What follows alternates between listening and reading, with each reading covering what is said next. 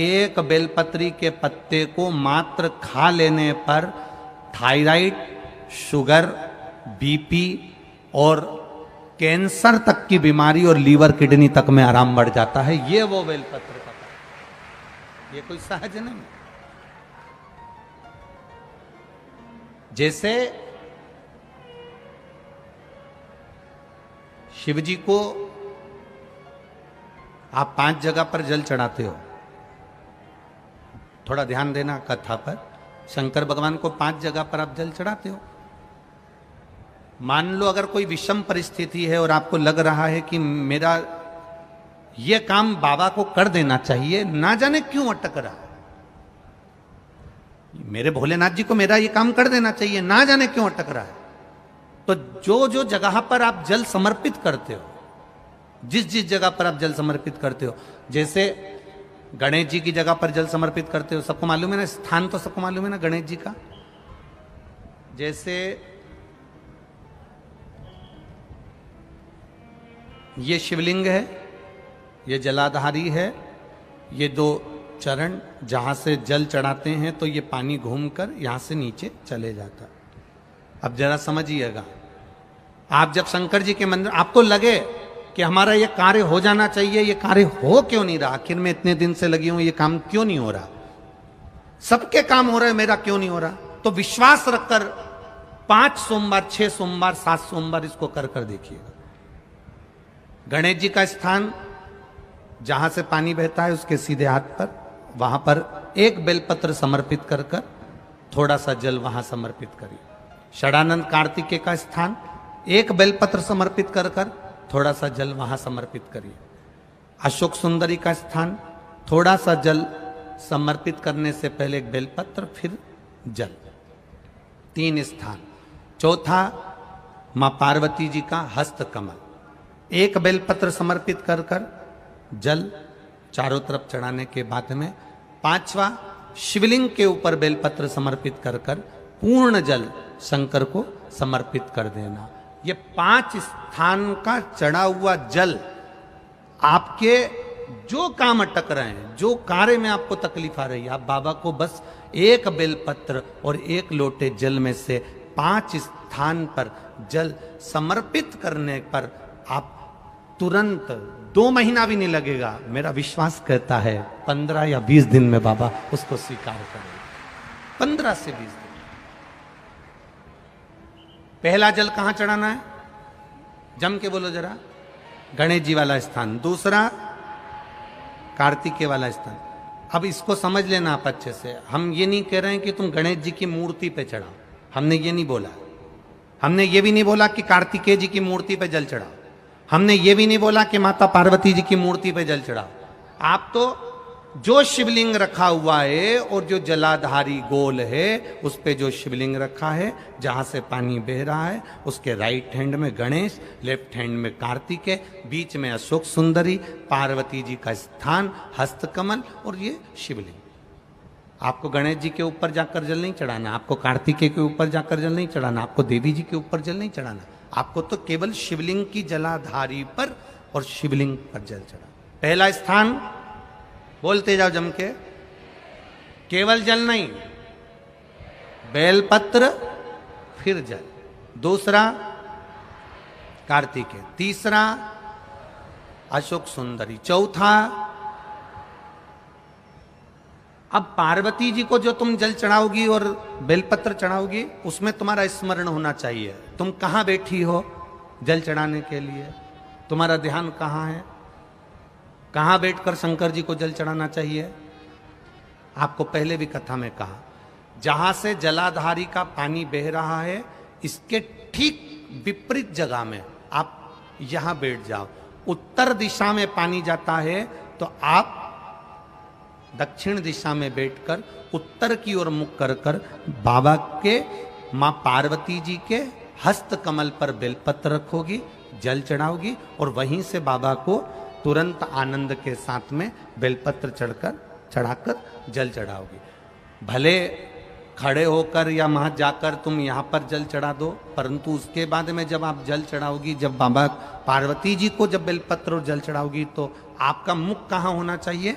जहां से पार्वती, जहां से ये जल बहकर जा रहा हो, यहां बैठोगे तो जल जहां बहकर जा रहा है उधर की साइड तुम्हारा मुख हो जाएगा, उत्तर की साइड तुम्हारा मुख हो जाएगा और बाबा को आप जल समर्पित करो। तो पहला जल बेलपत्र गणेश जी, दूसरा कार्तिकेय जी, तीसरा अशोक सुंदरी, चौथा माता पार्वती जी का हस्त कमल और 5वें नंबर का जल भगवान शिव के ऊपर, अर्थात भगवान देवाधिदेव महादेव से प्रार्थना करते हुए कि तेरा ही दिया मैंने खाया पिया है, तेरा शुक्रिया है, तेरा शुक्रिया। बाबा से प्रार्थना करते हुए, बाबा से अपने दिल की बात कहते हुए, बाबा से अपने मन की बात कहते हुए, अपने हृदय की बात भगवान देवाधिदेव महादेव से कहते हुए, ये 5 स्थान पर चढ़ाया गया जल आपके मनवांचित फल की प्राप्ति करा देता है, आपको सुख का अनुभव करा देता है। 5 जगह पर चढ़ाया गया, कम से कम 5 या 7 सोमवार अवश्य चढ़ाओ। और मेरा बेटा बेटियों से भी निवेदन है, ये जल का पहले भी वर्णन किया तो किसी ने एक पत्र में लिखा, देखिए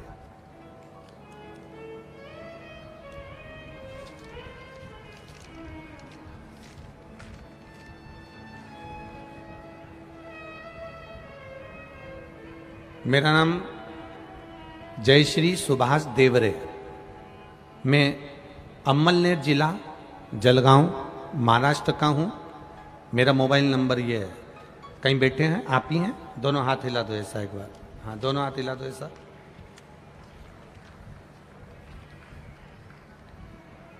एक बार वापिस अपने हाथ को हिला दो ऐसा। जलगांव महाराष्ट्र अम्मलनेर से हूं। मेरे लड़के का नाम आशुतोष सुभाष देवरे है। 2012 में मेरा लड़का खेलते खेलते पांव में लग गई, 9 साल का था 2012 में। डॉक्टर ने उसके पांव का चेकअप करा तो उसका हड्डी में कुछ कष्ट बताया, बाद में उस पर पट्टा चढ़ा, सारा पांव धीरे धीरे धीरे धीरे जैसा था वैसा हुआ, पर उसका पांव 2012 से ठीक नहीं हुआ। 12 से पट्टा चढ़ता रहा, 2012 से ट्रीटमेंट चलता रहा, दवाई चलती रही, गोलियां चलती रही, पर मेरे बेटे का पांव ठीक नहीं हुआ। 2012 में जब वो स्कूल जाता था, 9 साल का था, तब उसके पांव में तकलीफ आई। 2022 आ गया, गुरुजी कॉलेज जा रहा है, पर पांव में तकलीफ उसको और बढ़ गई, पांव ठीक नहीं हुआ। दिखाया डॉक्टर को तो उसके पांव में इन्फेक्शन है, जहां से पांव टूटा था उसकी रिपोर्टें लगाई गई हैं, जो रिपोर्टें आप लोग आस्था चैनल के माध्यम से देख सकते हैं और एलईडी के माध्यम से भी आप अपने अपने टीवी पर माध्यम से देख सकते हैं। डॉक्टर ने इन्फेक्शन बता दिया, हड्डी गल चुकी है, हड्डी सड़ चुकी है और चलने में तकलीफ आने लगी। सारे डॉक्टरों का इलाज करवाया पर गुरुजी आराम नहीं। फिर किसी ने कहा आप शिवजी पर जल चढ़ाओ। 5 स्थान पर जल की महत्वता गुरुजी ने पहले भी कही, आज फिर वही कथा सामने आ गई। चढ़ाइए जल। 1 लोटा जल चढ़ाना प्रारंभ करा, शिवजी पर चढ़ी हुई बेलपत्र बेटे को खिलाना प्रारंभ करी। जो डॉक्टर ऑपरेशन का कह रहे थे, जो बेटा 2012 से सही से चल नहीं पा रहा था, मात्र 8 से 10 दिन के अंदर मेरा बेटा चलने लगा और उसका पांव ठीक हुआ। ये शिव था। बैठिए बहन। हर हर महादेव। अब ठीक है बाबू, दोनों हाथ हिला दो एक बार। हर हर महादेव। शिव तत्व की ओर जाना। 5 जगह पर चढ़ाया गया जल, 5 स्थान पर समर्पित किया गया जल साधारण नहीं होता। हम फिर निवेदन करेंगे, 5 जगह का जल और 5 जगह करा गया प्रणाम कभी खाली नहीं जाता। पहला स्थान, अपने पिता के चरणों को जो प्रणाम करता है उसको कभी गरीबी नहीं आती। दूसरा, जो अपनी माता को प्रणाम करता है वो कभी बदनसीब नहीं होता। तीसरा, जो अपने भाई को प्रणाम करता है उसकी जिंदगी में कभी गम नहीं आता। चौथा, जो अपनी बहन को प्रणाम करता है उसका चरित्र कभी गंदा नहीं होता। और 5वां, जो अपने गुरु के चरणों को प्रणाम करता है उसकी जिंदगी में कभी कष्ट आता ही नहीं है। ये शिव तत्व। 5 स्थान पर चढ़ाया गया जल, गणेश, कार्तिकेय, अशोक सुंदरी, मां पार्वती और शिवलिंग। 5 जगह पर चढ़ाया गया जल आपके मनवांछित फल की प्राप्ति करा देता है और 5 जगह पर करा गया प्रणाम आपके जीवन को आनंदित कर देता है। पहला पिता, दूसरी माता, तीसरा बड़ा भाई, चौथे नंबर पर अपनी बहन और 5वें नंबर पर गुरु के चरण। करो प्रणाम। आज सबसे बड़ा दुख का कारण है लोग संस्कारों से विहीन हैं। संस्कारों से विहीन। टीवी पर रोज डिबेट हो रहा है।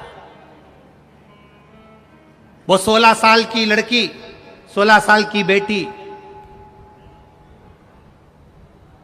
क्या नाम था, साक्षी, 16 साल की बेटी का 40 बार चक्कू मारकर और सिर पर पत्थर मारकर जो कृत्य किया गया, उसके लिए रोज टीवी पर बहुत विद्वान बैठकर डिबेट कर रहे हैं। कोई कुछ बोलता है, कोई कुछ बोलता है, कोई कुछ बोलता है, कोई उसका पुराना चरित्र निकालेगा, कोई कुछ निकालेगा, कोई कुछ निकालेगा और टीवी पर सब शो कर दिया जाएगा। मेरा तो इतना सा निवेदन है, अपनी बेटियों से हम किसी को दोष नहीं देंगे, दोष हम अपने आप को देंगे कि तुम एक भारत की भूमि पर जन्म लेने वाली बेटी, सनातन धर्म में पैदा होने वाली बेटी, हिंदू धर्म में पैदा होने वाली बेटी, सोमवार का व्रत करने वाली बेटी, गणेश जी की स्थापना करने वाली बेटी, दुर्गा की पूजन करने वाली बेटी, संत साधुओं का सम्मान करने वाली बेटी, इनके चक्कर में पड़ कैसे जाती है।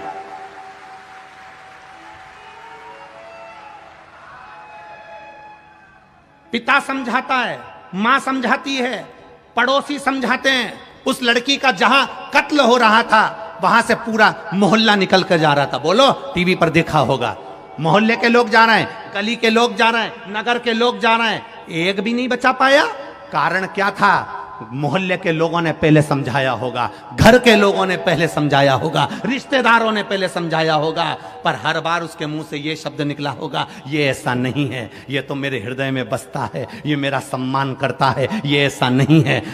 बाप समझाए बेटी को, बेटी समझ नहीं पाती है। मां समझाए बेटी को, बेटी समझ नहीं पाती है। भाई समझाए बेटी को, बेटी समझ नहीं पाती है। मोहल्ले के लोग समझाए बेटी को, बेटी समझ नहीं पाती है। और उसको खुद समझना होगा।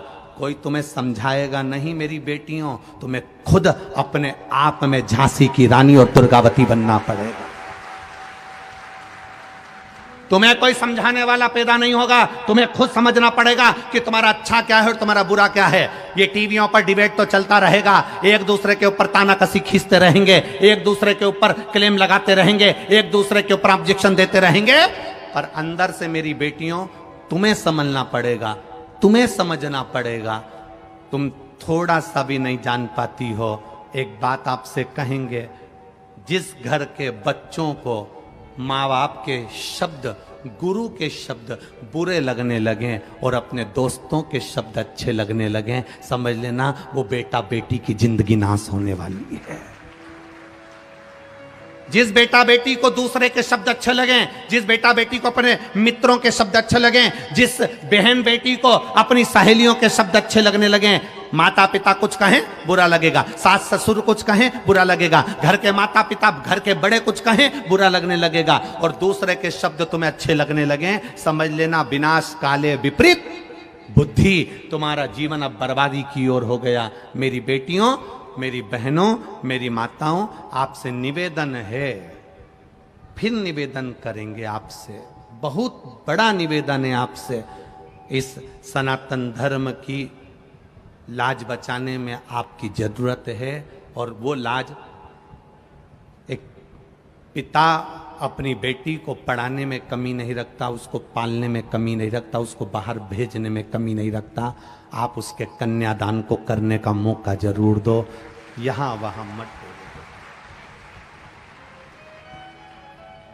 क्या होगा? होगा क्या? पहले जिसने एक को टुकड़े टुकड़े कर कर मारा उसका अभी तक कुछ नहीं हुआ, तो दूसरे का क्या खाक होगा? विचार करिएगा।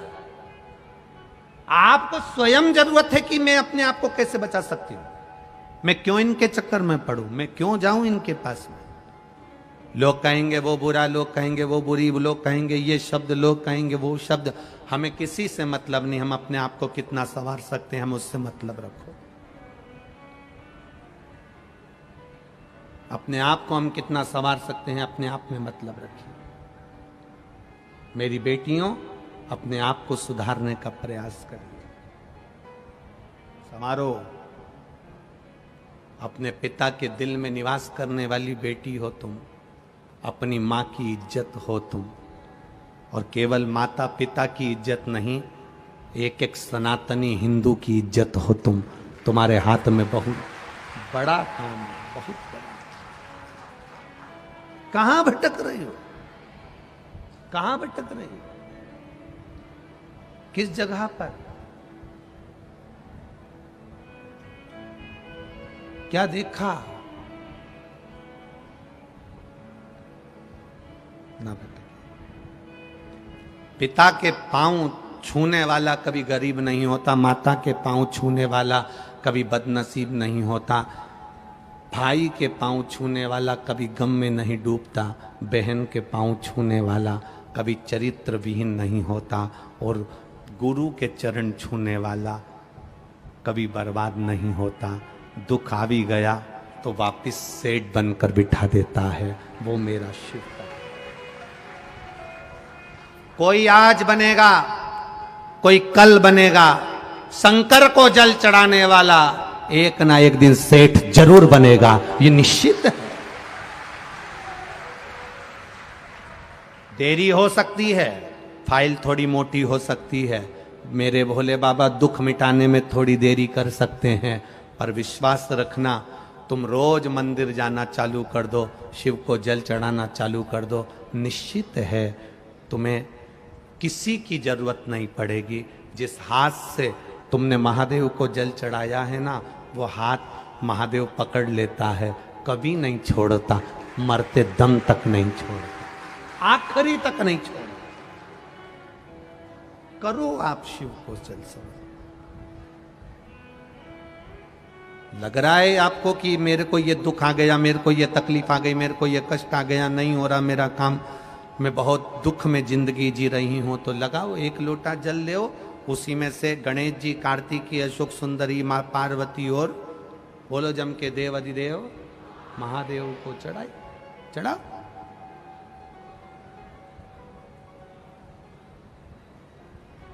समर्पित करो।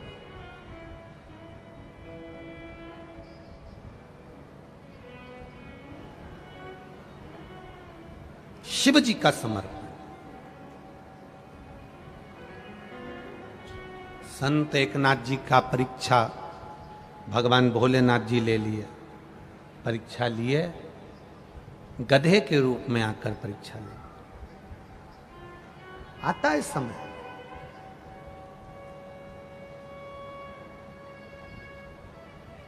शिव कथा कह रही है, देवराज प्राण छोड़ रहा है, शिवजी उसको नंदी पर बिठा कर ले जा रहे हैं, देवराज ने केवल एक प्रश्न किया भगवान शिव जी से कि मैंने आज तक शंकर के मंदिर नहीं गया, आज तक मैंने भगवान शिव की भक्ति नहीं करी, आज तक मैंने महादेव को एक लोटा जल नहीं चढ़ाया। फिर महादेव ने कैसे सुन लिया मेरा। एक पत्र आया है, उस पत्र में भी किसी ने यही लिखा है,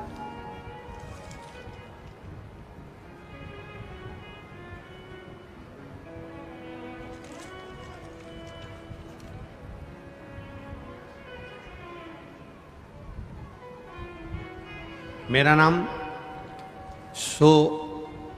आशा साहेब राव पाटिल, बेटे का नाम अंकित पाटिल, रहीवासी जालना महाराष्ट्र मराठवाड़ा।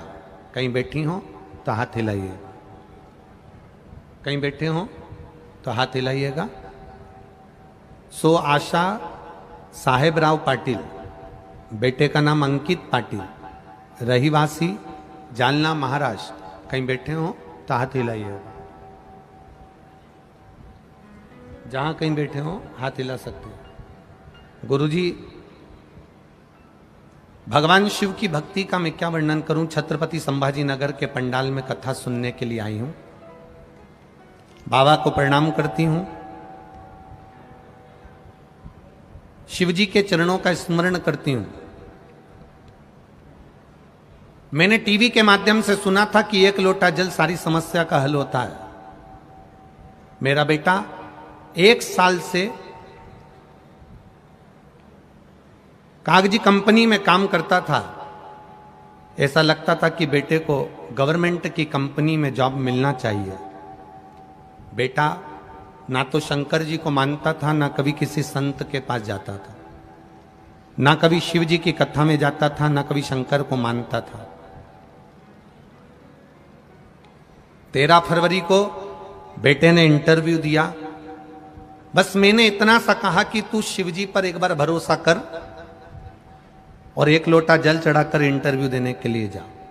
मेरा बेटा कहता है, मां ये टीवी पर जितने महाराज आते हैं ना, इन्हें सबने अपना अपना धंधा बना कर रखा है,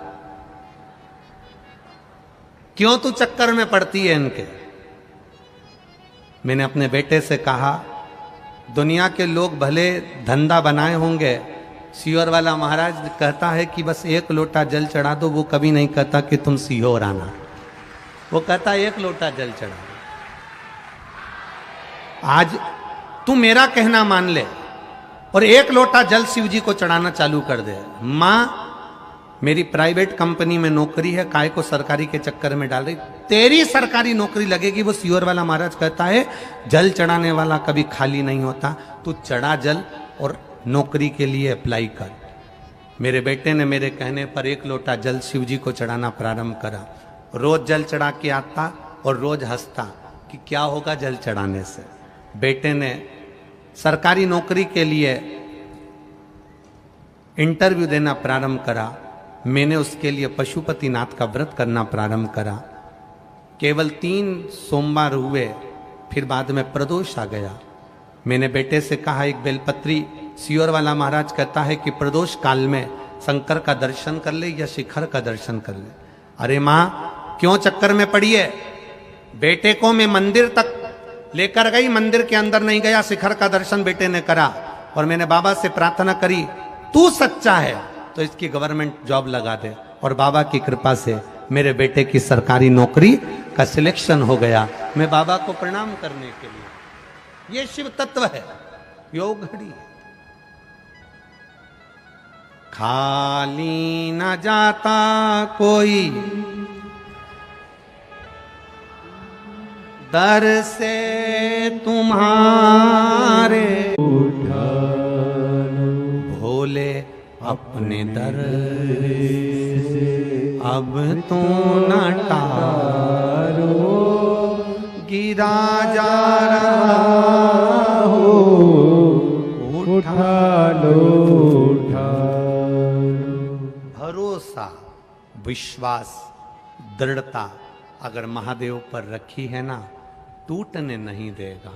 आप जिस विश्वास के साथ कथा सुनने आए हो ना, यहाँ से जब जाओ भूमि को प्रणाम कर कर जाना। उस रज पर जिस पर तुम कथा सुन रहे हो उसको सिर से लगा कर जाना, कह कर जाना 7 दिन संभाजी नगर में कथा सुनने आई हूँ बाबा, झोली खाली लाई हूँ, 3 महीने में भर देना, दूसरे पंडाल में फिर कथा सुनने जाऊंगी। ये कृपा हो, ये करुणा।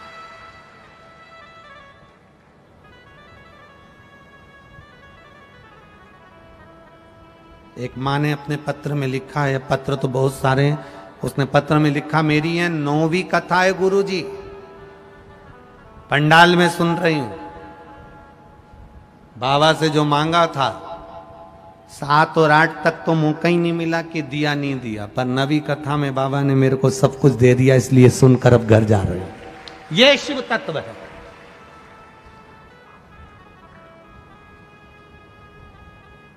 केवल भीड़ बढ़ाने के लिए या भीड़ में देखने के लिए मत आओ कि कौन कथा बाच रहा है और व्यवस्था क्या करी गई है, ये लाखों लोग क्यों आए, इनको देखने के लिए नहीं, भगवान शंकर की कथा का गुणगान करने के लिए। जितनी देर बैठो उतनी देर इस दिल को शिव से जोड़ लो। श्री शिवाय नमस्तु। जब भजन के बाद आप और हम श्री शिवाय नमस्तुभ्यम बोलें, बीच में जगह मिले तब अपने दिल से कह देना तेरी कथा इसलिए सुन रही हूं, तू कृपा कर देना। बस कथा स्थल भी ऐसी जगह मिला है, इधर कृष्णेश्वर महादेव हैं, इधर संत एकनाथ जी का पेठण है, पीछे रेणुका देवी बैठी हैं, सामने दूसरे महादेव बैठे हैं, चारों तरफ वही वही बैठा हुआ है, अपन बीच में बैठकर कथा सुन रहे हैं। चारों तरफ से कृपा हो, चारों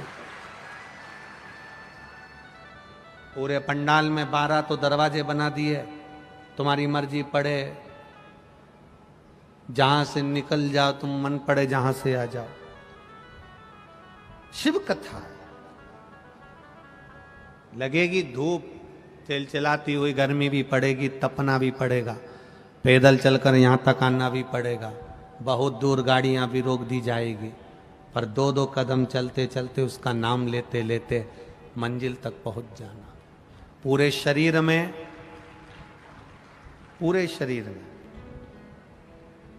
पूरे शरीर के अंदर कोई को भी आपने प्रणाम करते देखा होगा, धोख लगाते देखा होगा, नमन करते देखा होगा, तो लोग सिर के पांव नहीं पड़ते कभी। और इधर संभाजी नगर में पड़ते हैं क्या? सिर के पांव पड़ता है? कोई नहीं पड़ता। कंधे के कोई पांव पड़ता है? बोलो जम के नहीं। हाथ के नहीं। पेट के नहीं। अगर पांव पड़े जाते हैं तो चरण के ही पड़े जाते हैं, चरणों को ही नमन करा जाता है। क्यों? क्योंकि केवल चरण ही केवल एक ऐसे होते हैं जो चलते चलते हमें मंजिल तक पहुंचा देते हैं, इसलिए उसको नमन किया। करो उसको नमन। देवादिदेव महादेव के चरणों को नमन करते रहे, करो भजन।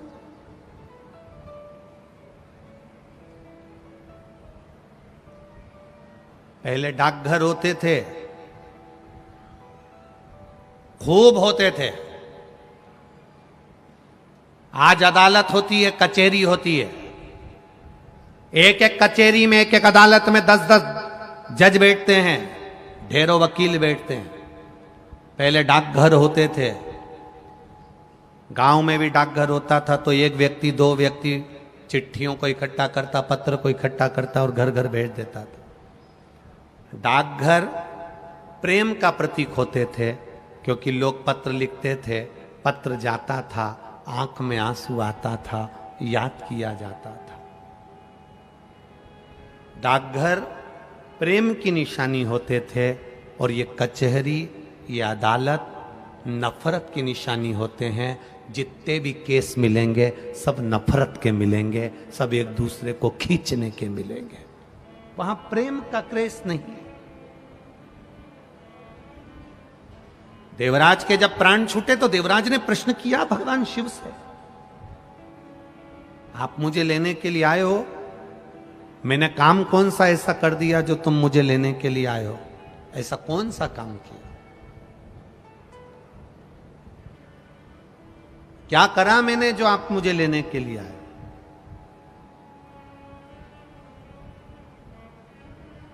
विषम परिस्थिति में भी अगर 2 रोटी अच्छी भगवान खाने को दे तो भगवान को धन्यवाद देना कि मैंने कौन सा पुण्य करा होगा जो मुझे 2 रोटी दे रहा है।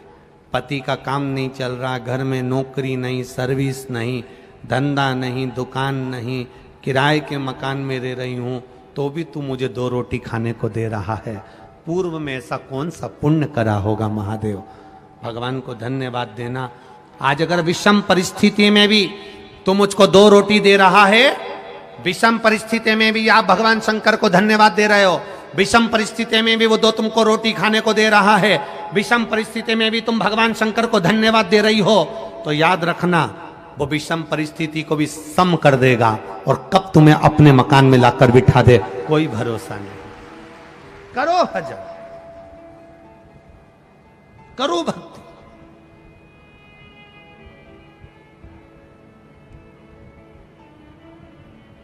विषम को सम कर सकता है।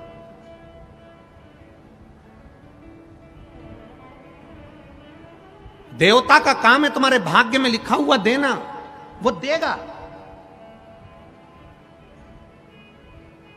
33 कोटि देवता तुम्हारी किस्मत में जो लिखा है वो देंगे।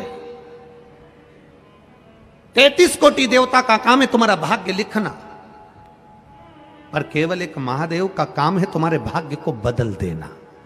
तुम्हारी जिंदगी में दुख लिखा है, कब वो सुख लिख दे उसका कोई भरोसा नहीं।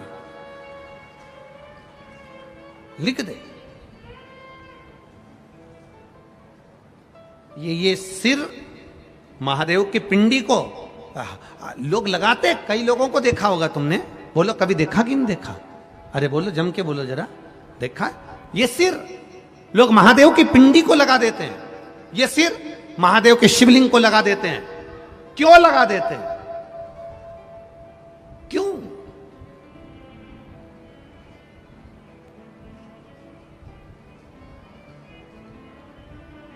किस लिए?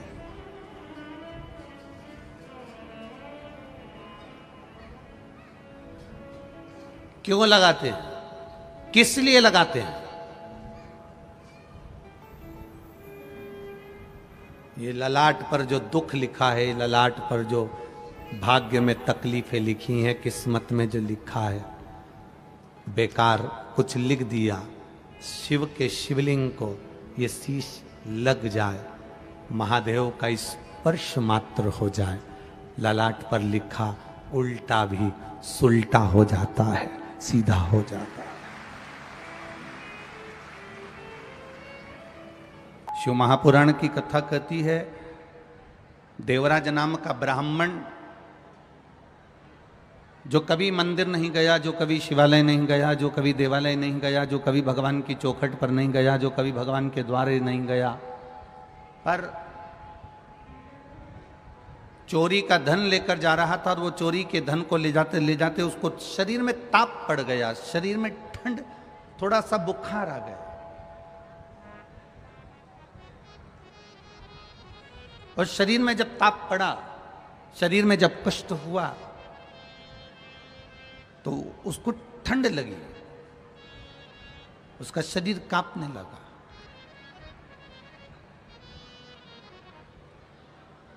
और शरीर कांपा तो वो शिव मंदिर में जाकर शरणागति लिया, शिव मंदिर में जाकर छुपा, शिव मंदिर में जाकर वो बैठा। जब शिव मंदिर में जाकर वो बैठा, वहां पर शिव महापुराण की कथा हो रही थी, और शिव महापुराण की कथा बांचने वाले जो पंडित जी थे, ब्राह्मण देवता थे, भू देवता थे, वो बार बार थोड़ी थोड़ी देर में हर हर महादेव कह रहे थे। जैसे ही वो जम के हर हर महादेव कहें, इसके सिर में दर्द हो, शरीर में ताप हो, कांप रहा हो शरीर, इसको बड़ा बुरा लग रहा।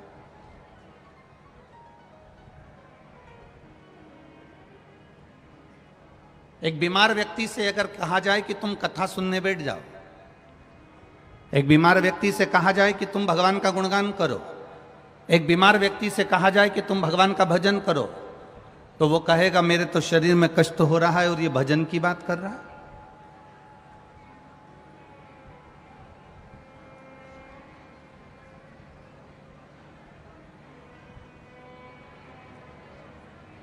मेरे शरीर में दर्द है, मेरे शरीर में कष्ट है, और ये कह रहा है कि कथा सुनो, भजन करो, मंदिर जाओ, देवालय जाओ, तीर्थ जाओ, स्मरण करो, भगवान की भक्ति करो, भगवत नाम का जाप करो।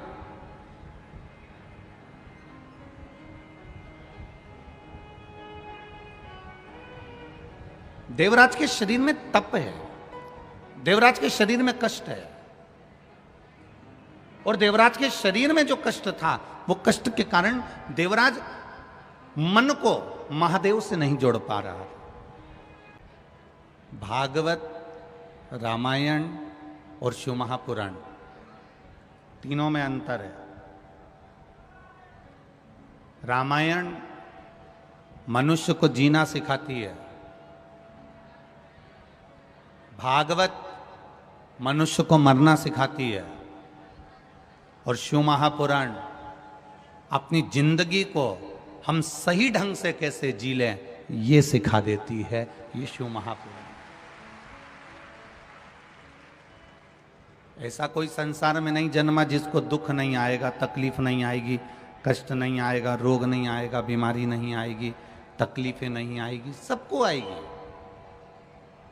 पर उन तकलीफों के साथ में, उन दुखों के साथ में, उन कष्टों के साथ में हम अपने व्यवहार को कैसे जिए, ये शिव महापुराण की कथा है।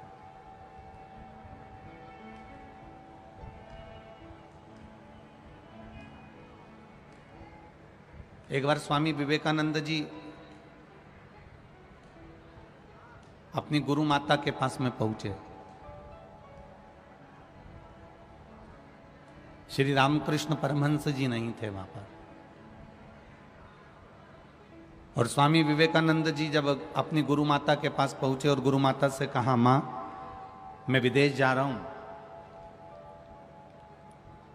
आप ऐसा आशीर्वाद दे दो मां कि इस शरीर से किसी का बुरा ना हो,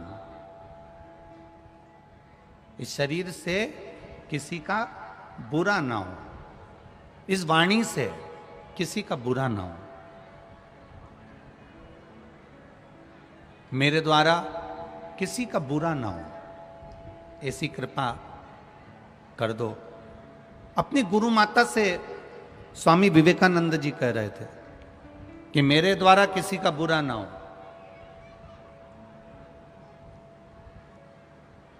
गुरु माता बैठी हुई थी और गुरु माता सब्जी बना रही थी, भाजी बना रही थी, दाल बना रही थी, और उन्होंने स्वामी विवेकानंद जी, वो तेरे पास में चक्कू पड़ा है, तेरे पास में जो चाकू पड़ा है ना, वो चाकू मुझे दे दे। बिल्कुल गुरु माता के बिल्कुल पास में चाकू पड़ा था, पर गुरु माता ने चाकू नहीं उठाया और स्वामी विवेकानंद से कहा कि वो चाकू उठा के मुझे दे दे। बहुत ध्यान लगाकर सुनना कथा को। स्वामी विवेकानंद जी कह रहे हैं, मां मुझे आशीर्वाद दो कि मेरे शरीर के द्वारा, मेरे द्वारा, मेरी वाणी के द्वारा किसी का दिल ना दुखे, किसी को कष्ट ना हो, किसी को तकलीफ ना हो, किसी को कोई दुख ना हो। गुरु माता ने कहा तेरे पास में चाकू पड़ा है, मेरे को उठा कर दे दे। स्वामी विवेकानंद जी ने चाकू दिया तो गुरु माता ने कहा, स्वामी विवेकानंद तू जिंदगी में कभी किसी का बुरा कर ही नहीं सकता, मुझे आशीर्वाद देने की जरूरत नहीं है। स्वामी विवेकानंद ने गुरु माता के चरण पकड़कर कहा, मां तू कैसे कह सकती है कि मैं किसी का बुरा नहीं कर सकता। गुरु मां ने कहा, मैंने तुझसे चाकू मांगा था, तूने जो चाकू मुझे दिया ना, उस चाकू की जो नोक थी, चाकू की जो धार थी, उसको तूने अपनी साइड से पकड़ा, और जो चाकू का हत्था था उसको तूने मुझे दिया। जो खुद अपनी ओर दुख को कर लेता है और दूसरे को सुख दे देता है, वो दुनिया में कभी दुखी नहीं हो सकता।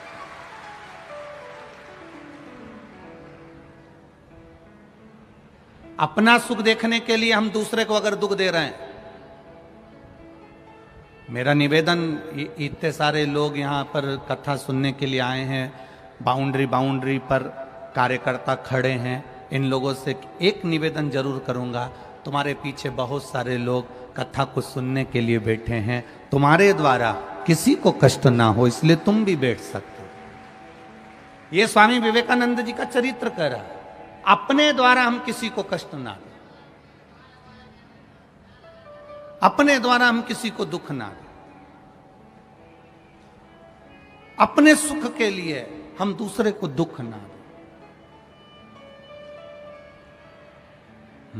मत बुरे कर्म कर बंदे वरना पछताएगा, भगवान की आंखों से तू बच नहीं पाएगा, तू बच नहीं पाएगा। अरे ओ अज्ञानी मत करना दारी, तेरे कर्म का फल भी तू ही पाएगा, जैसा किया तूने तेरे आगे आएगा। मत बुरे कर्म कर बंदे वरना पछताएगा, भगवान की आंखों से तू बच नहीं पाएगा, तू बच नहीं पाएगा। ये शिव कथा कर रहे। स्वामी विवेकानंद जी ने चक्कू की जो धार थी वो खुद ने पकड़ी और जो चक्कू के पीछे का हिस्सा था उसका जो हत्था था वो मां को दिया। कष्ट स्वयं झेल लेना और दूसरे को सुख दे देना, कष्ट स्वयं झेल लेना और दूसरे को आनंद की अनुभूति करा देना, कष्ट स्वयं झेल लेना और दूसरे को सुख प्रदान कर देना।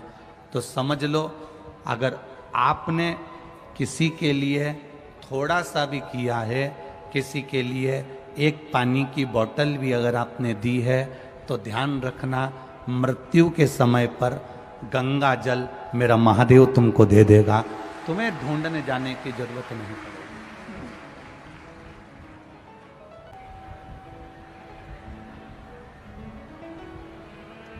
संत एकनाथ जी के मन में भाव जागृत हुआ कि मेरा मन है कि मैं रामेश्वर जाऊं और गंगा जी का जल शिव जी को चढ़ाऊं। जैसे आपके मन में भी भाव जागृत हुआ कि मैं छत्रपति संभाजी नगर जाऊं और शिव महापुराण की कथा सुनूं, ऐसा भाव जागृत हो गया।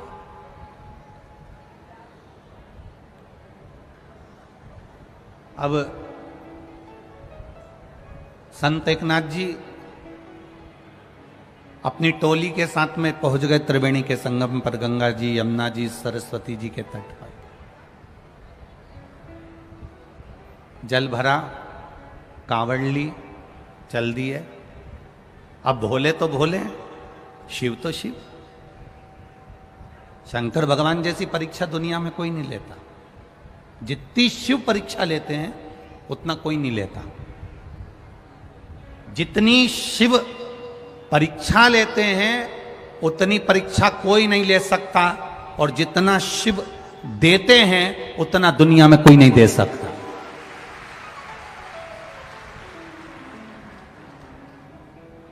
सारी समस्या का हल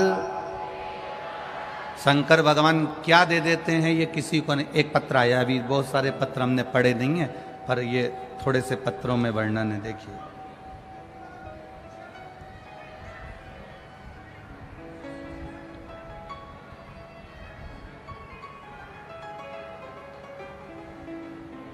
शोभा आत्माराम चौहान, चीखली, जिला बुल्ढाना, महाराष्ट्र की रहने वाली हूं। मोबाइल नंबर ये है, कहीं बैठी हो तो हाथ हिलाइएगा। अगर कहीं बैठी हो तो हाथ हिलाइएगा। शोभा आत्माराम चौहान,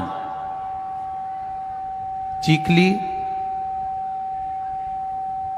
जिला बुल्ढाना, महाराष्ट्र। मोबाइल नंबर ये है, कहीं बैठी हो तो हाथ हिलाइएगा। अब एक तो तुम इतने सारे तो आए हो, दिखोगे भी नहीं कि कहाँ बैठे हो, ठीक है। फिर भी अगर कहीं बैठी हो तो हाथ हिला दीजिएगा।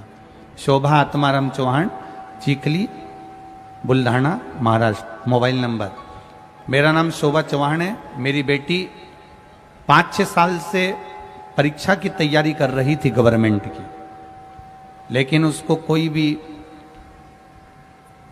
रिजल्ट नहीं आया। बहुत परेशानी आ रही थी। 2 से 3 बार जॉब मिलने के आसार लगे पर हुआ नहीं। जब सद्गुरु से हार गई, सब जगह से जब परेशानी आने लगी, तब उसने पशुपतिनाथ का व्रत किया और शिवजी पे 1 लोटा जल चढ़ाना प्रारंभ करा।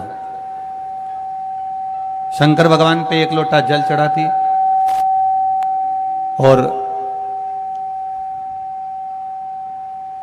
शिवजी को 1 लोटा जल चढ़ाती और पशुपतिनाथ का व्रत करती।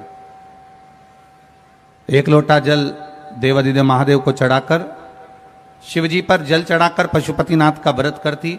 और अब विश्वास उसका बढ़ गया।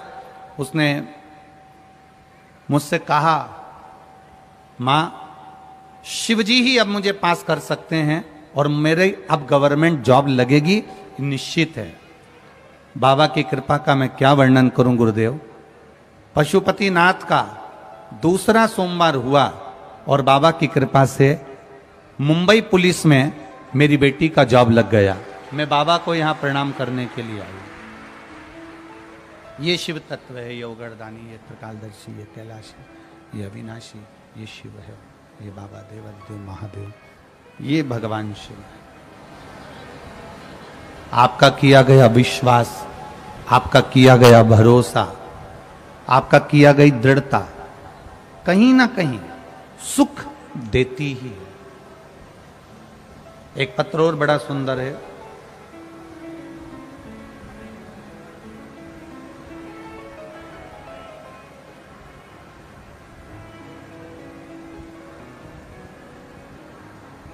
निर्मला, अशोक बाग, धोबल गांव से, तालुका बेजापुर, जिला संभाजी नगर। कहीं बैठी हैं तो हाथ हिला सकती हैं। निर्मला अशोक बाग, धोबल गांव से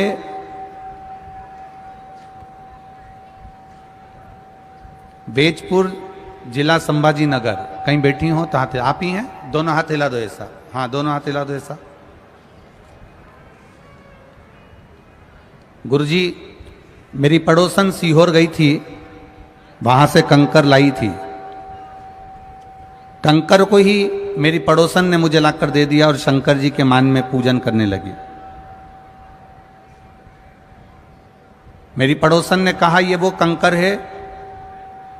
सीहोर वाले गुरुजी कहते हैं कि कंकर शंकर की भूमि का कंकर स्पर्श मात्र हो जाए और पूजन हो जाए तो वो 3 महीने में फल प्रदान कर देता है, 3 महीने में फल दे देता।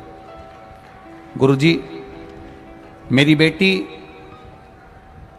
कई साल से परीक्षा दे रही थी पर उसकी कोई नौकरी नहीं लग रही थी।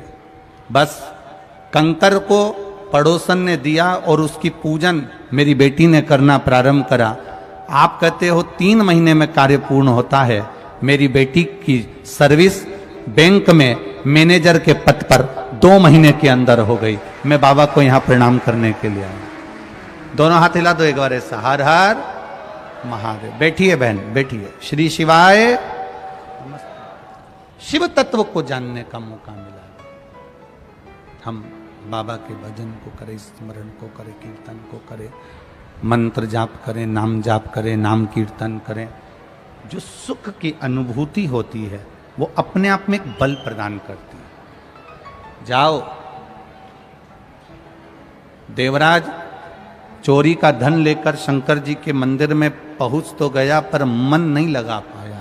भगवान शिव से उसका दिल नहीं लगा पाया, हृदय नहीं जोड़ पाया। कई लोग कथा में चले तो जाते हैं पर कथा में मन नहीं लगा पाते। हम कई बार कहते हैं, आज फिर कह रहे हैं, आप अपने दिल को शिव से जोड़ सको तो शिव महापुराण की कथा में जरूर जाओ। और यदि आप केवल भीड़ बढ़ाने के लिए आ रहे हो तो शिव महापुराण की कथा में बिल्कुल मत आओ। दिल लगाने के लिए आना, भीड़ बढ़ाने के लिए नहीं आना।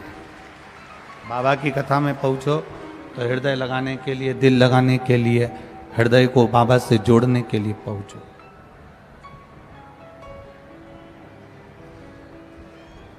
भगवान से जोड़ने के लिए पहुंचो। देवराज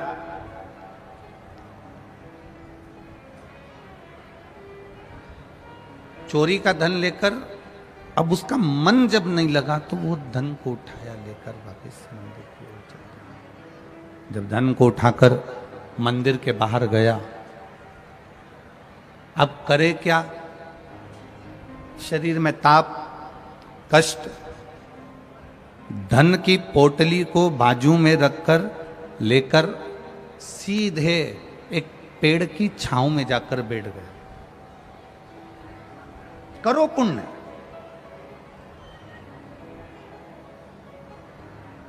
देवराज को नहीं मालूम कि मैं बेलपत्री के पेड़ के नीचे हूं। संत एकनाथ जी को नहीं मालूम था कि देवाधिदेव महादेव मेरी परीक्षा ले लेंगे। मेरे भोले बाबा परीक्षा भी बहुत लेते हैं और मेरे भोले बाबा देते भी बहुत है। उनको नहीं मालूम था कि परीक्षा ले लेंगे।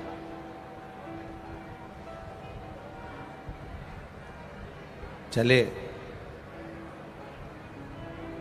देवराज जैसे पेड़ के नीचे जाकर बैठा, संत एकनाथ जी गंगा का जल लेकर, कांवड़ लेकर रामेश्वर के लिए निकल गए। और संत एकनाथ जी जब रामेश्वर के लिए निकले,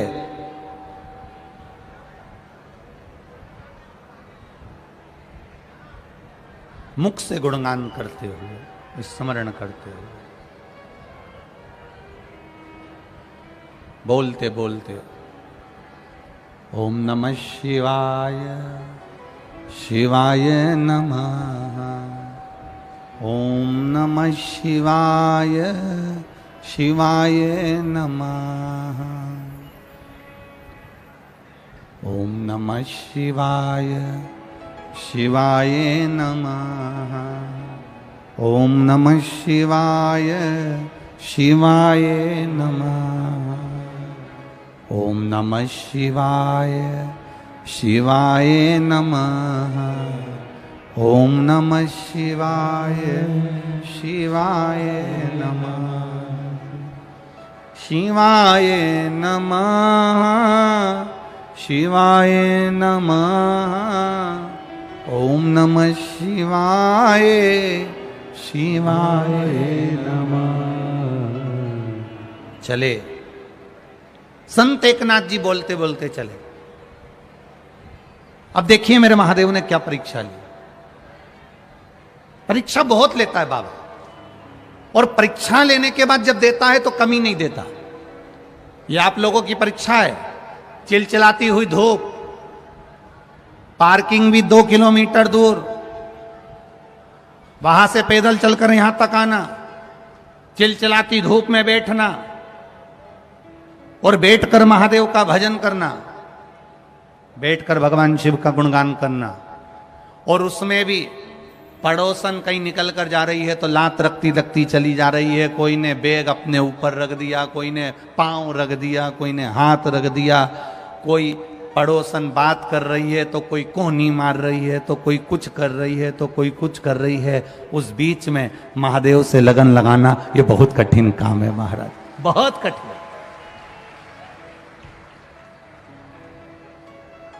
बहुत कठिन। परीक्षा बहुत लेता है। इतनी परीक्षा मेरा देवाधिदेव महादेव लेता है, इतनी परीक्षा मेरा महादेव लेता है। पर जब परीक्षा ले लेता है, परीक्षा लेने के बाद मेरा महादेव जब देता है तो झोली भी छोटी पड़ जाती है, इतना मेरा महादेव दे देता है। ये शिव तत्व है, ये शंकरी अवघड़ी है। पर बैठकर, अपनी जगह पर बैठकर भगवान देवाधिदेव महादेव से प्रार्थना करें, भाव से, दिल से, हृदय से, आनंद के साथ भगवान शिव से विनती करें। बाबा देवाधिदेव महादेव से अपने मन की बात भगवान शिव से कहें।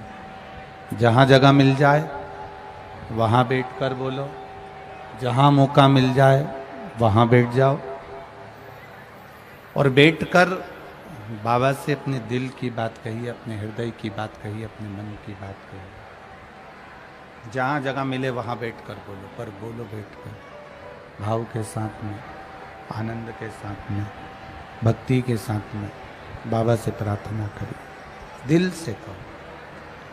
जहां जगह मिले वहां बैठकर बोलिएगा। श्री शिवाय नमस्तुभ्यं। श्री शिवाय नमस्तुभ्यं। श्री शिवाय नमस्तुभ्यं। श्री शिवाय नमस्तुभ्यं। श्री शिवाय नमस्तुभ्यं। भोला सब दुख काटो मारा, ओ भोला सब दुख काटो मारा। शिव शंकर जपो तेरी माला, भोले बाबा जपो तेरी माला। भोला सब दुख काटो मारा, ओ भोला सब दुख काटो मारा। वेश है मंगलकारी,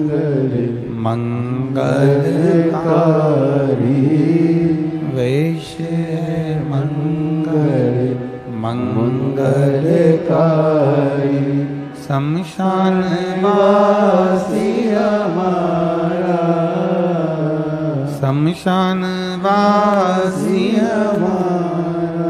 ओ भोला सब दुख काटो मारा, ओ भोला सब दुख काटो मारा। संत एकनाथ जी की परीक्षा लेने के लिए मेरे भोलेनाथ जी सामने आए। चलते चलते चलते चलते जब त्रिवेणी का जल भरकर जा रहे थे, पानी लेकर जा रहे थे, जल लेकर जा रहे थे, त्रिवेणी के जल को लेकर, गंगा जल को लेकर जब जाने लगे, बीच रास्ते में मेरे भोलेनाथ एक गधे का रूप रखकर बेहोशी में भूमि पर गिर गए, जमीन पर गिर गए। और मेरे भोलेनाथ जी जब जमीन पर, एक गधा जमीन पर पड़ा हुआ है, संत एकनाथ जी गंगा जल लेकर जा रहे हैं। जल ले जाते जो संत एकनाथ जी ने देखा कि कोई गधा प्यास से बिलख रहा, प्यास लग रही उससे बिलख रहा, बार बार गिर रहा है, बार बार खड़ा हो रहा है, फिर गिर रहा है, फिर खड़ा हो रहा है। संत एकनाथ जी ने देखा, संत स्वभाव बड़ा निर्मल स्वभाव, बड़ा निर्मल। और संत एकनाथ जी ने जब देखा, गंगा जल में से गंगा जली उठाई, कावड़ में से गंगा जल उठाकर गधे को पिलाना प्रारंभ करा। साथ में जितने लोग थे सब कहने लगे, ये जल तो तुम प्रयागराज से लेकर आ रहे हो, त्रिवेणी संगम से लेकर आ रहे हो और रामेश्वर बाबा को चढ़ाना है, और तुम ये जल यहां गधे को पिला दे रहे हो। संत एकनाथ जी ने कहा, सबसे बड़ी सेवा है एक जीव की सेवा कर दे। एक जीव की सेवा कर दो, ये दुनिया की सबसे बड़ी सेवा। कभी प्यासे को पानी पिलाया नहीं, बाद अमृत पिलाने से, बोलो बोलो जम के बोलो, क्या फायदा। कभी गिरते हुए को उठाया नहीं, बाद आंसू बहाने से क्या फायदा। उस लाभ का क्या मतलब।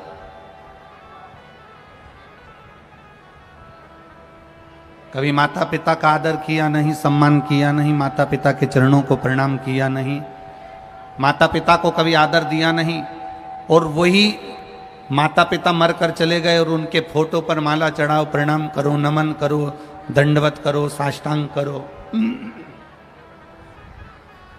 तो उसका लाभ क्या है।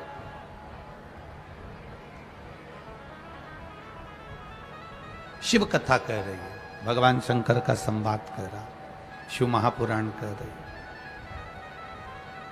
बड़ी सुंदर बात शिव महापुराण कह रही है। संत एकनाथ जी ने गंगा का जल लेकर जैसे ही गधे को पिलाया, गधा उठा, साथ वालों ने पूछ लिया, ये जल तुम गंगा जी का गधे को पिला दिए हो, तो रामेश्वर जी को क्या चढ़ाओगे, भगवान शिव को क्या चढ़ाओगे। संत एकनाथ जी ने कहा, ये जीव में भी महादेव बसता है, अगर इसको पिला दिया तो रामेश्वर पर जल चढ़ गया, ये निश्चित है। इस जीव में भी महादेव बसता है, ये निश्चित है। अगर मैंने इस जीव को भी पिला दिया ना, तो ये निश्चित है कि मेरे महादेव को मैंने जल चढ़ा दिया। अब संत एकनाथ जी चलते चलते चलते चलते रामेश्वर धाम पहुंच गए, और रामेश्वर धाम में जैसे ही पहुंचे, पहुंचते से ही जो मंदिर का दरवाजा बंद था, द्वार बंद था, समय के अनुसार मंदिर का दरवाजा बंद कर दिया गया था, द्वार बंद था। जैसे ही संत एकनाथ जी रामेश्वर भगवान के सामने पहुंचे, शिव के धाम पर पहुंचे, वैसे ही मंदिर के ताले टूटकर दरवाजा पूरा खुल जाता है। संत एकनाथ जी हर हर महादेव कहकर पुकारने लगते हैं। ये शिव तत्व को जानने का मौका मिला, जानने का मौका।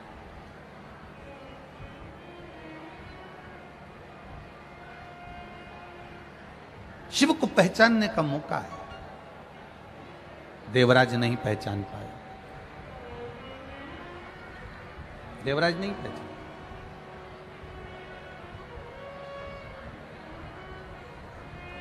जब देवराज भगवान शिव को नहीं जान पाया, बेलपत्री के पेड़ के नीचे देवराज के प्राण छूट रहे। बेलपत्री के पेड़ के नीचे देवराज के प्राण छूट रहे, और बेलपत्री के पेड़ के नीचे जैसे ही देवराज के प्राण छूट रहे, देवराज को नहीं मालूम कि यह बेलपत्री का वृक्ष है। दुनिया के लोगों को नहीं मालूम कि ये जहां तुम कथा बैठकर सुन रहे हो, जो पंडाल में बैठकर कथा श्रवण कर रहे हो, टीवी के माध्यम से कथा श्रवण कर रहे हो, मोबाइल के माध्यम से कथा श्रवण कर रहे हो, जहां बैठकर तुम कथा सुन रहे हो, तुम्हें इस चीज का अंदाजा नहीं होता कि शिव महापुराण की कथा सुनना मात्र कल्प वृक्ष की छाए में बैठे हो। कल्प वृक्ष की छाओं में जो मांगोगे मेरा महादेव वो तुम्हें प्रदान कर देगा 3 महीने के अंदर। ये वो कल्प वृक्ष, वो कल्प वृक्ष। देवराज विचार में पड़ गए कि मैंने पुण्य कौन सा करा होगा पता नहीं, मैंने क्या करा होगा मुझे मालूम नहीं, मैंने क्या किया होगा मुझे मालूम नहीं, पर देवराज अपने प्राणों को जो छोड़ रहा है वो बेलपत्री के वृक्ष के नीचे छोड़ रहा है। बेलपत्री के वृक्ष के नीचे।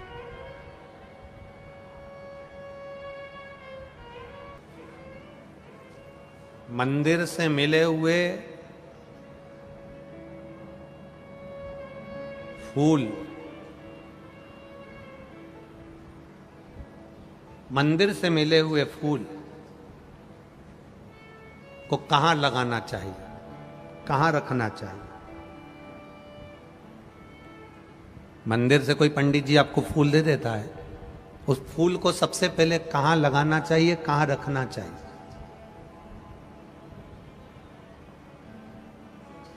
मंदिर गए, पंडित जी खुश हो गए, ब्राह्मण देवता प्रसन्न हो गए, उन्होंने मंदिर में से तुम्हें फूल उठाकर दे दिया। इस फूल को कहां लगाना चाहिए, कहां रखना चाहिए? शिव महापुराण में, लिंग पुराण में, पद्म पुराण में, स्कंद पुराण में पुष्प का भी वर्णन है कि मंदिर से मिला हुआ पुष्प नयनों से लगाकर, हृदय से लगाकर अपने कर्ण में लगाया जाता है, कानों में लगाया जाता है। कानों में क्यों? क्योंकि भगवान के प्रवेश का सबसे बड़ा दरवाजा यह कर्ण है, जो भगवान के प्रवेश को कराता है। आपने कथा सुनी, उसमें आपको मिला कि एक लोटा जल चढ़ाने से यह प्राप्ति होती है। शिव अंदर गया तब तो आपने मंदिर जाना प्रारंभ किया। अगर शिव अंदर नहीं जाता तो कोई मंदिर जाना प्रारंभ नहीं करता।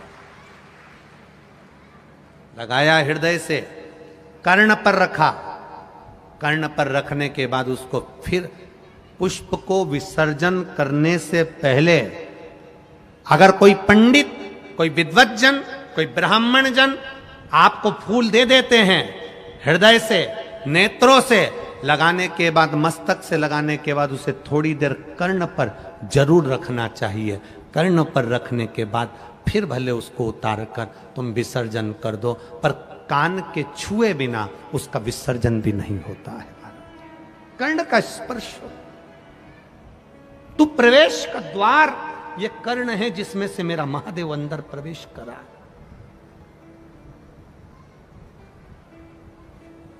प्रवेश।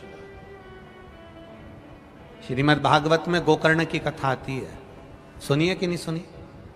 गोकर्ण की कथा आती है श्रीमद् भागवत में। गोकर्ण, और जाने दो, शिव महापुराण में भगवान शंकर के बहुला गाय के पेट में प्रवेश करने की कथा आती है कान के द्वारा।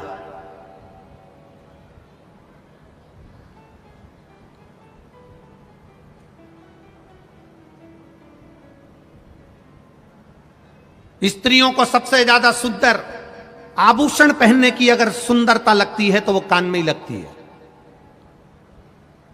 कभी तुमने सुना 16 संस्कार में एक संस्कार है कर्ण छेदन संस्कार? कौन सा? कर्ण छेदन। कान को छेदा जाता है। क्यों छेदा जाता है? किस लिए? क्या जरूरत पड़ गई इस कानों को छेदने की? क्या जरूरत पड़ गई इन कानों में पिन लगाने की? क्या जरूरत पड़ गई इन कानों को छेद करने की? एक लड़की की शादी करने से पहले उसके कानों को छेद दिया जाता है। बाल्यावस्था में कन्या को, बेटी को कानों में छेद दिया जाता है। कानों में छेद।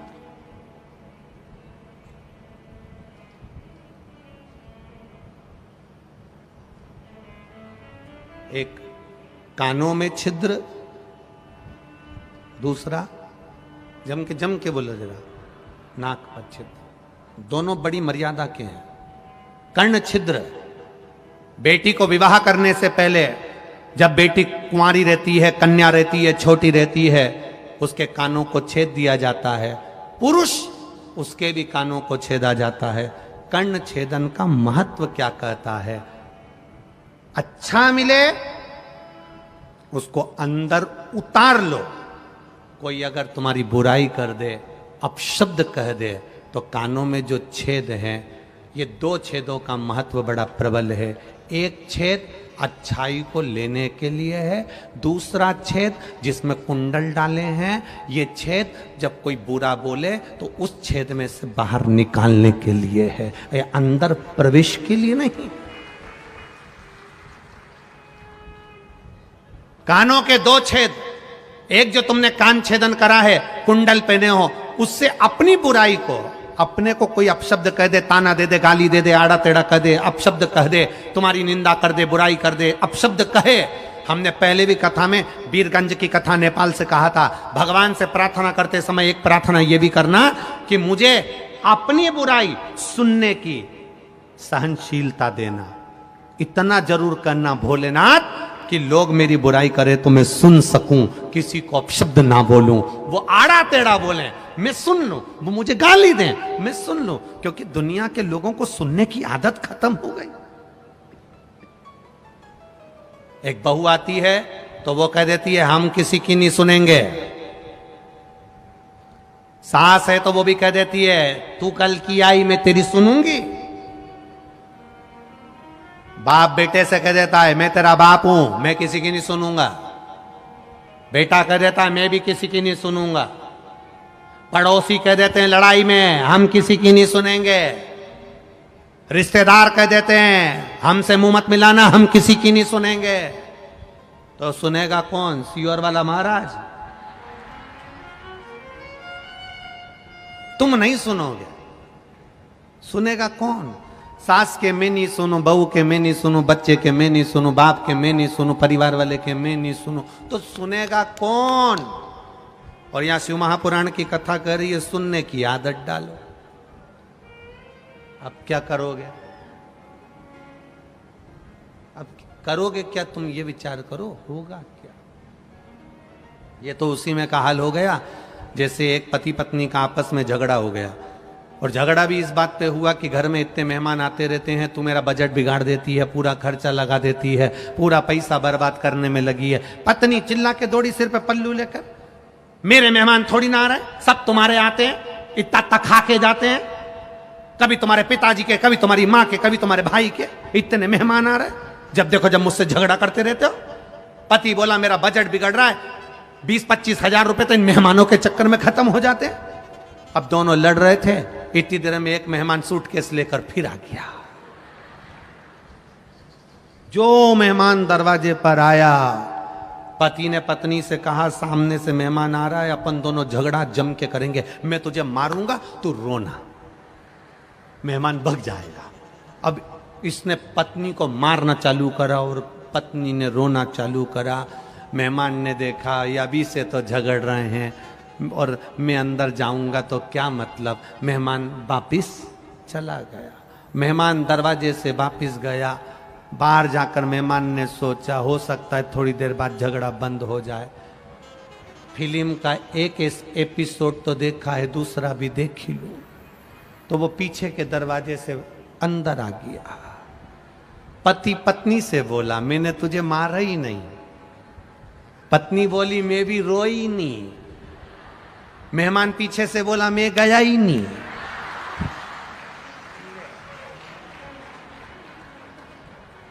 अब घूम फिर के मैं नहीं आ गया,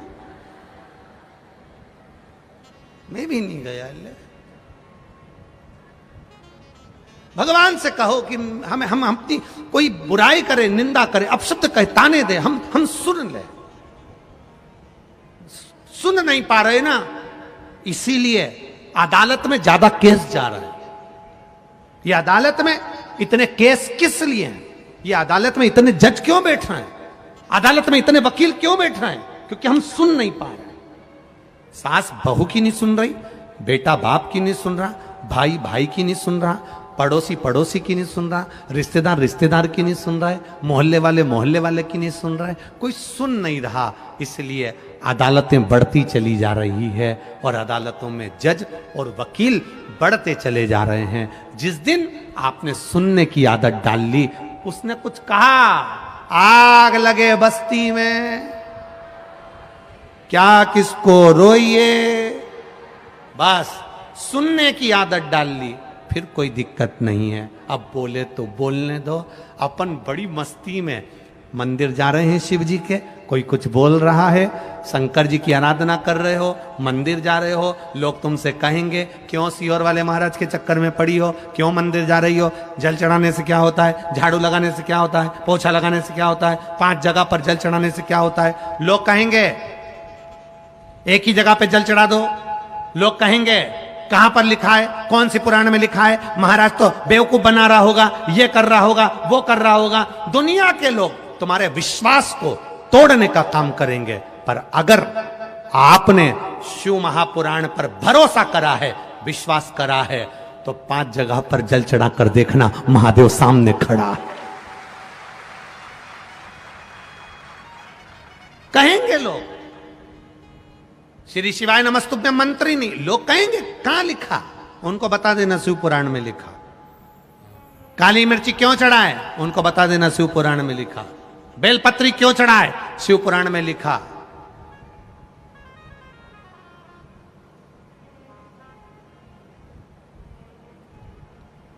लोग थोड़ा सा पढ़ते हैं, खुद को विद्वान समझते हैं, और शिव पुराण में, भागवत पुराण में, नर्मदा पुराण में, गर्ग संहिता में, इन पुराणों में से लोग उसके दोष निकालना प्रारंभ करते। ये तो है ही नहीं, हमने तो सुना ही नहीं, हमने तो पढ़ा ही नहीं। पढ़ो पढ़ो।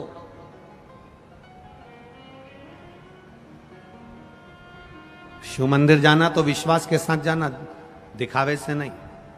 कई लोग मंदिर जाओगे तो मंदिर जाते जाते टोकेंगे, क्या करोगे शंकर जी के मंदिर जाकर, क्या होगा 1 लोटा जल चढ़ाने से, क्या होगा पशुपतिनाथ के व्रत करने से। पशुपतिनाथ के व्रत करने से क्या होगा, ये इतने पत्र पहले दिन ही आ गए हैं कथा में, 7 दिन में तो स्टेज भी छोटा पड़ेगा, मुझे ऐसा लगता है। ये पत्र क्या होता है पशुपति व्रत करने से, क्या होता है शिव जी पर जल चढ़ाने से। ये सारे पत्र यहीं रहेंगे, यहीं सारे पत्र यहीं रहेंगे। और जिनको संशय हो, जिनको शंका हो, इन पत्रों में मोबाइल नंबर तक रहता है, फोन लगाओ, पूछो, बात करो, पूछो इनसे क्या दिया शंकर ने। आपने विश्वास किया और उसने दिया, देने में कमी नहीं रखी।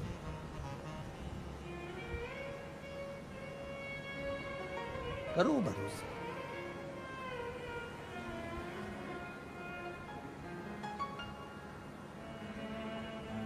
उसका किया गया भजन कभी खाली नहीं जाता, कभी खाली नहीं जाता। इसीलिए शिव कथा कहती है, हमारा वर्णन करती। आप करो उसका स्मरण।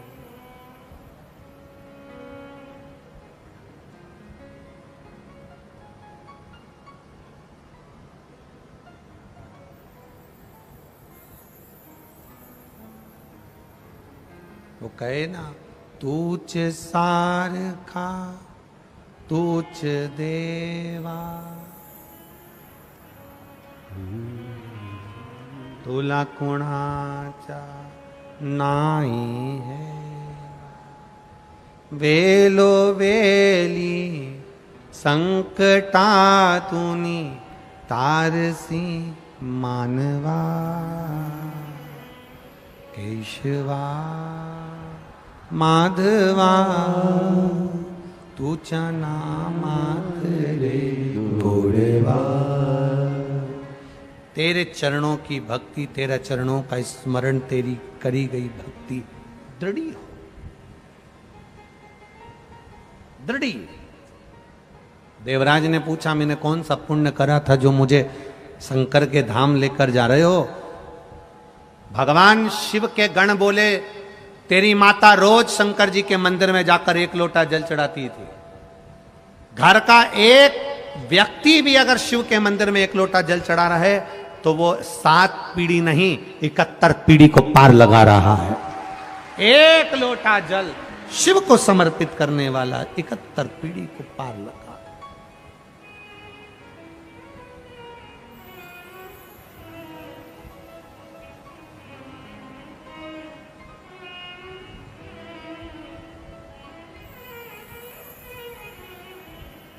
उसका किया गया भजन खाली नहीं जाए।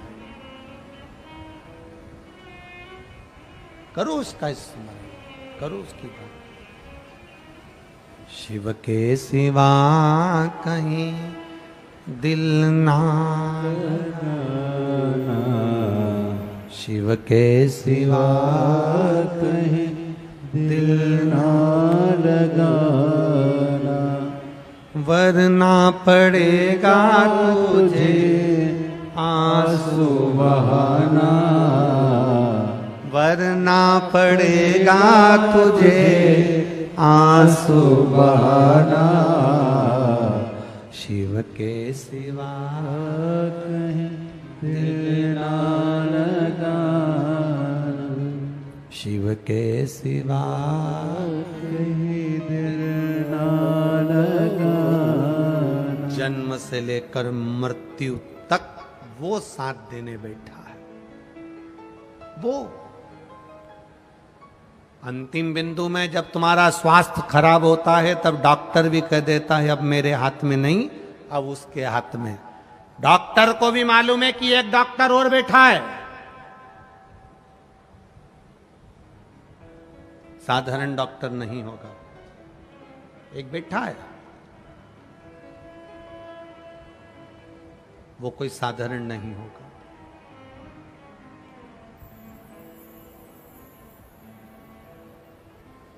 करो भजन शिव का, करो स्मरण शिव का।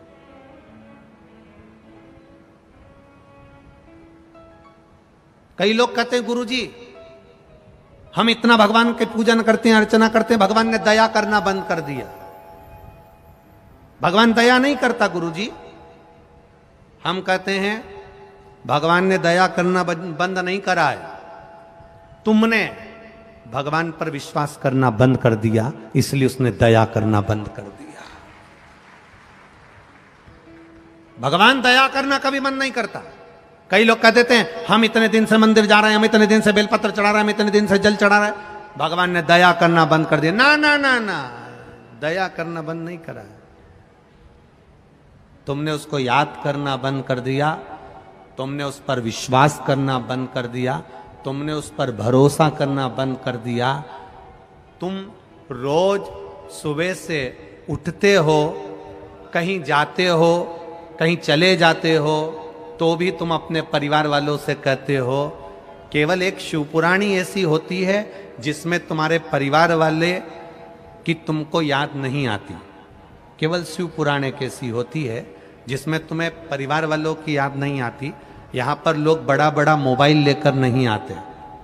लाते हैं कि बड़ा बड़ा मोबाइल, यहां इसलिए बड़ा मोबाइल लेकर नहीं आते, कोई लेके चले गया तो। कितनी विरक्ति है। कथा में आते हैं तो सोने की रकम घर रख कर आते हैं, चांदी की रकम घर रख कर आते हैं, अच्छी वाली चप्पल भी पहन के नहीं आते। जरा ध्यान देना, कितनी विरक्ति। सब कीमती कीमती सामान घर में छोड़कर आए, जो ऐसा ही था हल्का पुल्का किसी काम का नहीं, वो सब पहन के, साड़ी भी ऐसी पहन के आए।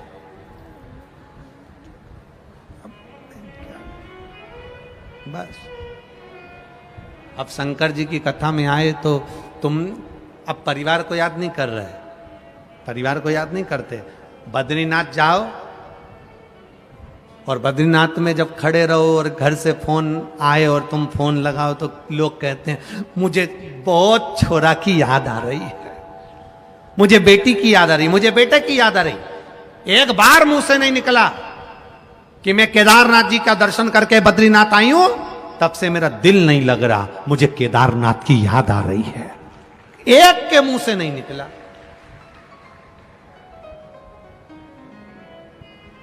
ये बाजू में कृष्णेश्वर महादेव बैठे हैं, 12वें नंबर का ज्योतिर्लिंग तुम्हारे छत्रपति संभाजी नगर के पास में 12वें नंबर का ज्योतिर्लिंग कृष्णेश्वर महादेव विराजमान है, पूर्ण ज्योतिर्लिंग विराजमान है। कितने लोग हैं जो कभी कभी अपने रिश्तेदार को फोन लगाकर कह देते हो, तुम अपने परिवार वालों से तो कहते, पति पत्नी से कहता मुझे तेरी याद आ रही, पत्नी के मुझे तुम्हारी याद आ रही। कभी एक बार तुमने महादेव को कहा भोलेनाथ मुझे तेरी याद आ रही, बहुत दिन हो गए रे कृष्णेश्वर महादेव, बहुत दिन हो गए, कब बुलाएगा। कभी कभी तो दिल से कह दिया करो। तो कृष्णेश्वर महादेव यही 35 किलोमीटर दूर है। हनुमान जी पास में सो रहे हैं, उनको जगाएंगे। कौन से भद्रा मारुति, हाँ, शंकर जी उनको जगा कर कहेंगे उठो, जाओ जैसे तुम राम जी को कंधे पर लाए थे, कमलाबाई औरंगाबाद संभाजी नगर में रह रही है और वहां से कमलाबाई को ले आओ, तो क्या कमलाबाई को लेके कैसे आऊं? तो क्या जैसे राम जी को लाए थे, तो उसके पास गाड़ी तो है ही नहीं, हनुमान जी से कहेंगे उसकी गाड़ी की व्यवस्था भी तुम्हें करना है और लाने की व्यवस्था भी तुम्हें करना है, बुला ले। हम याद ही नहीं करते। वो माताओं को थोड़ी सी वो हिचकी चलती है ना, तो तुरंत कह देती है मेरी बेटी याद कर रही। एक बार हिचकी चले, एक बार नहीं बोली सियोर वाला महाराज याद कर रहा है, एक बार नहीं बोली, एक बार। वो तो तुमने अब यहां पर पत्र लिख लिख के भेज दिया, बहुत सारे पत्र तुमने लिखे, ये पत्रों में लिख दिया तुमने। एक कोई ने लिखा है, नम्रता गंगाधर यदुल्ले, कहीं बैठी हैं? आप ही हैं? हाँ, हिलाओ हाथ जरा, दोनों हाथ हिलाओ। उन्होंने पत्र में लिखा है, बाबा की इतनी कृपा हुई, हमारे संभाजी नगर का भाग्य जाग गया जो आप शिव पुराण की कथा करने। फिर लिख दिया, प्रदीप जी जायसवाल बड़े किस्मत वाले और बड़े आनंदित हैं, उनकी तो नजर उतारना चाहिए जिन्होंने शिव महापुराण की कथा करवा दी। ये शिव तत्व है। कितनी प्रसन्नता। बेटी धन्यवाद आपको, बहुत बहुत साधुवाद। दोनों हाथ हिला दो एक बार, हर हर महादेव।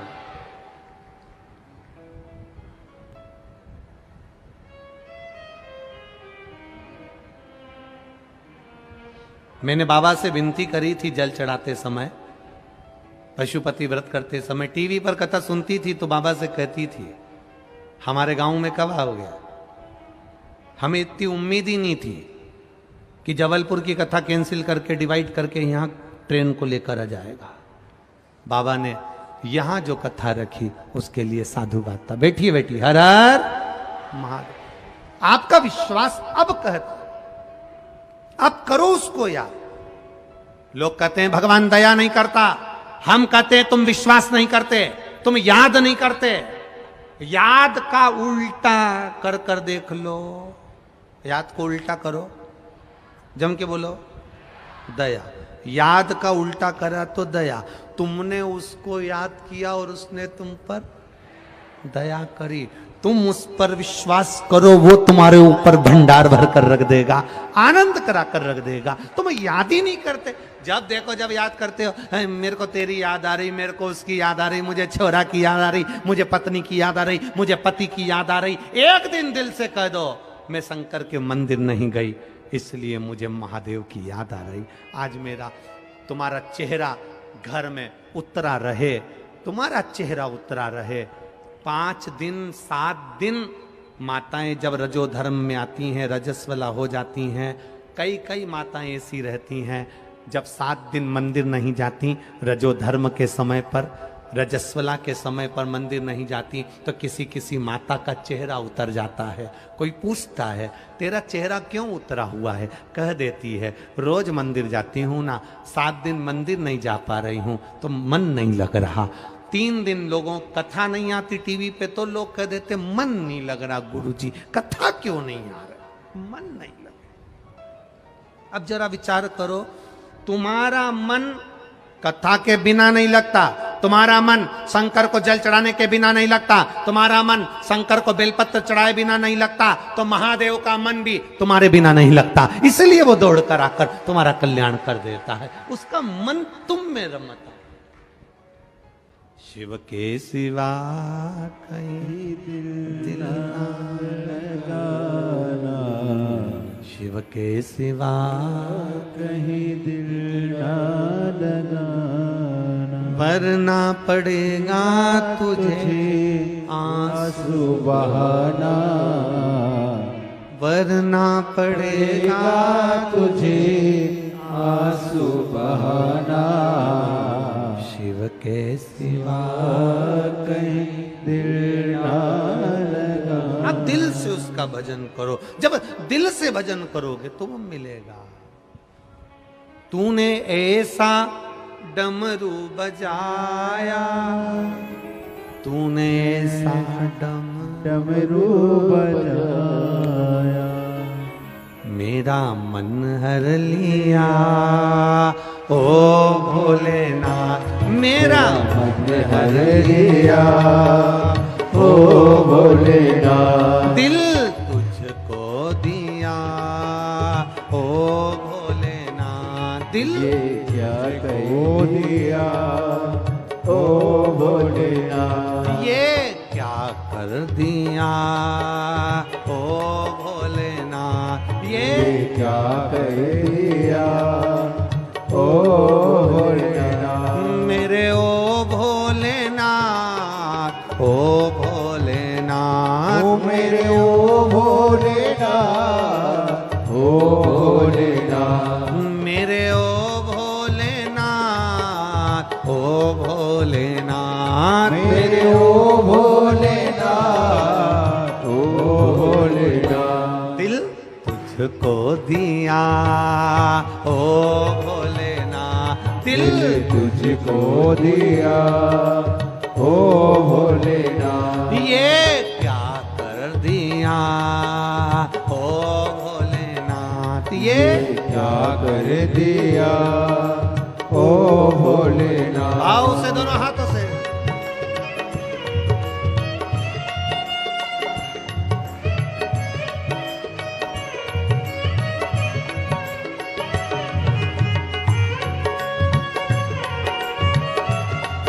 राधे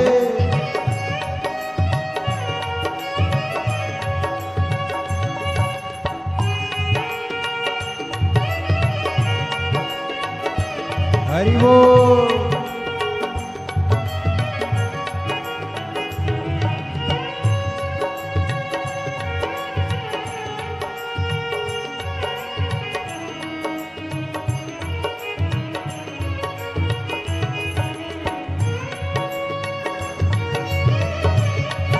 हरि बोल। राधे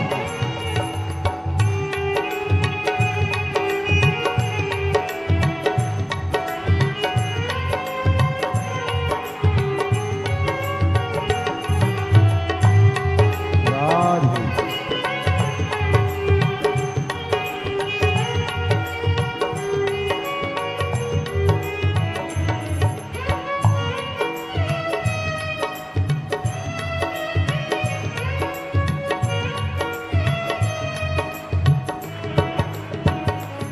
तेरे चरणों में ध्यान लगाया, तेरे चरणों में ध्यान लगाया, तेरे चरणों में ध्यान लगाया, तेरे चरणों में ध्यान लगाया। ओ तेरे चरणों में ध्यान लगाया, तेरे चरणों में ध्यान लगाया, तेरे चरणों में ध्यान लगाया, तेरे चरणों में ध्यान लगाया। मुझे अपना लिया ओ भोलेनाथ, मुझे अपना लिया ओ भोलेनाथ। दिल तुझको दिया ओ भोलेनाथ, दिल तुझको दिया ओ भोलेनाथ। राधे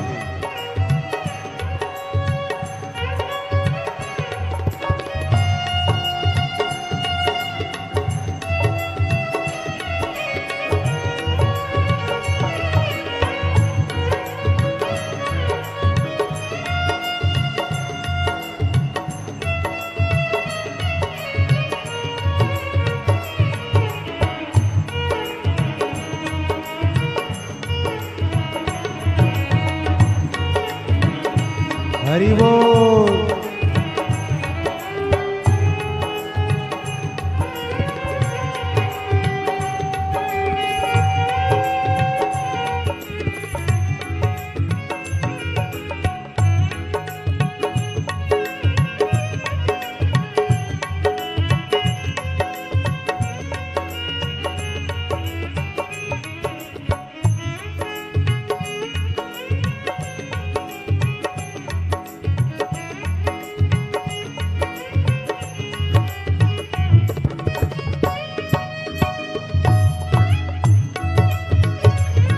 राधे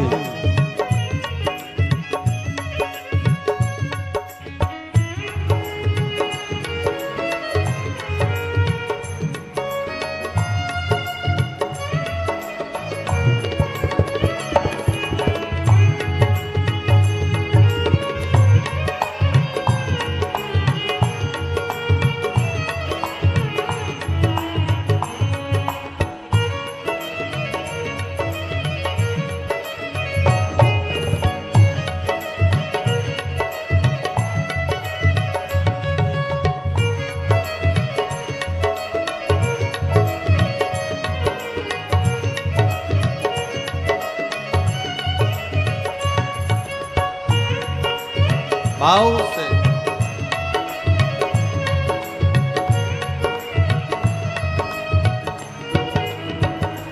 मैं तो बैठी थी गंगा किनारे, मैं तो बैठी थी गंगा किनारे, मैं तो बैठी थी गंगा किनारे, मैं तो बैठी थी गंगा किनारे, मैं तो बैठी थी गंगा किनारे, मैं तो बैठी थी गंगा किनारे, मैं तो बैठी थी गंगा किनारे, मैं तो बैठी थी गंगा किनारे, आके दर्शन दिया ओ भोलेनाथ, आके दर्शन दिया ओ भोलेनाथ, दिल तुझको दिया ओ भोलेनाथ, दिल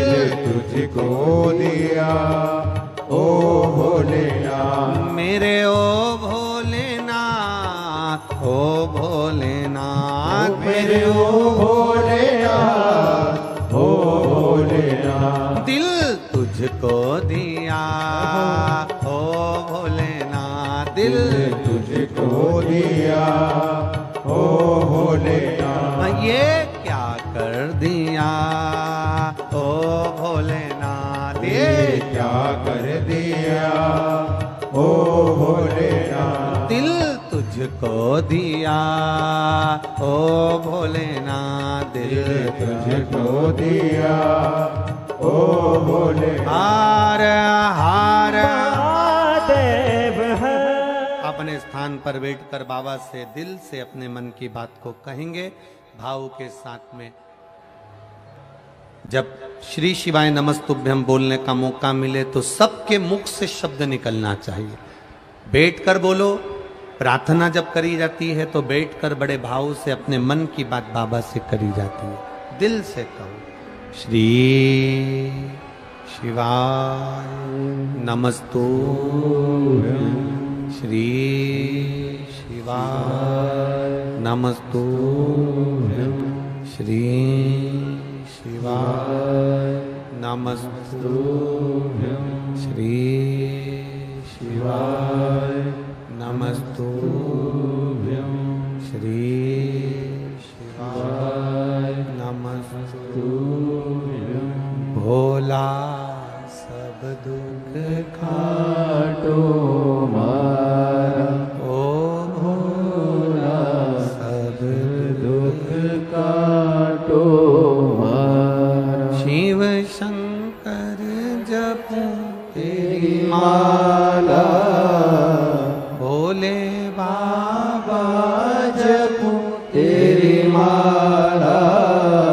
भोला सब दुख काटो मारा, ओ भोला सब दुख काटो मारा, वेश है मंगल मंगलकारी, वेश है मंगल मंगलकारी, शमशान वासी हमारा, शमशान वासी हमारा, भोला सब दुख काटो मारा, ओ भोला सब दुख काटो। देवराज कैलाश धाम को गया।